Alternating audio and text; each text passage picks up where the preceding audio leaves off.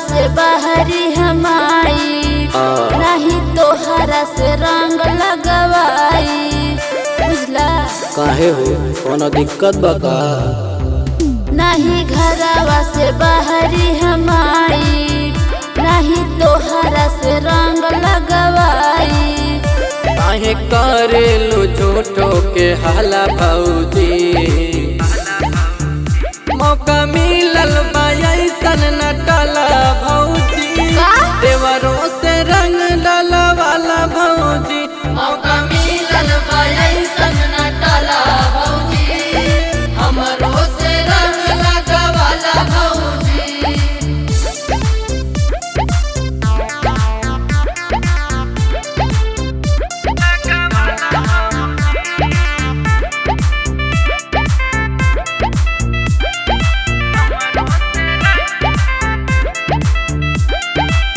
रंगवा लगावल काल हो जाई, तू जनी ढोड़ी हो बवाल हो जाई। अरे कुछ न होई हो तू ना रंग बुआईसन की ज्यादा न लगी भौजी हो, गलत इरादा न लगी। डालब रंगवा न लागी हो पाला भौजी,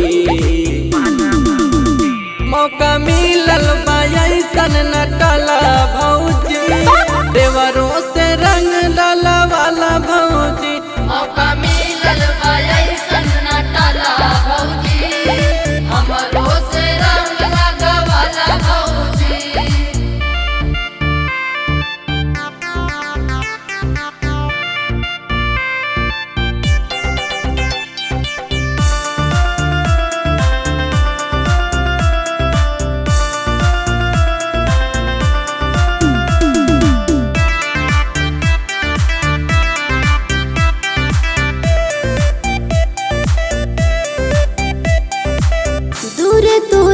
पिचकारी के हो हवे न धान सरकारी के हो। ओ डर लागता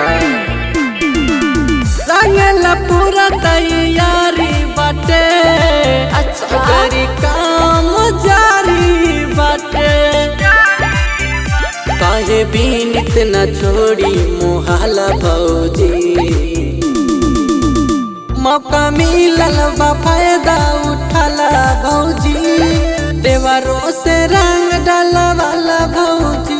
मौका मिलल बा ऐसन न टला भौजी, हमरो से रंग लगा वाला भौजी। दावा लगाला।